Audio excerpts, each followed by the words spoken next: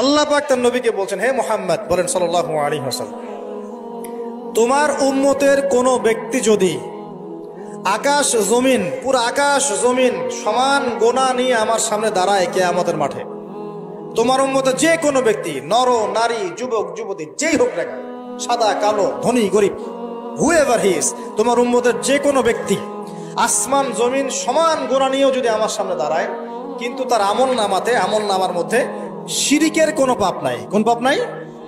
শিরিক তো বুঝি ভাই, আল্লাহর সাথে অংশীদার সাব্যস্ত করা। কিতাব তাওহীদ বইটা পড়ে নিয়ে, তো এখানে সব দেয়া আছে। শিরকের পাপ নাই, আসমান জমিন সমান পাপ দিয়ে ভর্তি।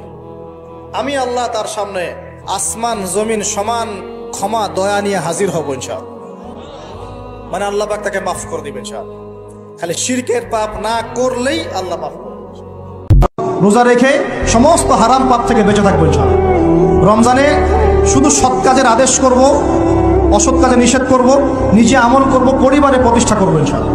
প্রত্যেকদিন 5 ওয়াক্ত নামাজ হবে, প্রত্যেকদিন মসজিদে নামাজের পর তালিম হবে ইনশাআল্লাহ।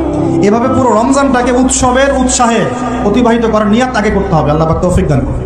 তো এখানে সবচেয়ে বড় বাধাটা হয় দুনিয়াবি ব্যস্ততা। যে রমজানের আগেই দুনিয়াবি ব্যস্ততাগুলো কমিয়ে আনতে হবে। চেষ্টা করবেন বড় বড় যে বাজারঘাটগুলো আছে এগুলো আগেই করে ফেলার।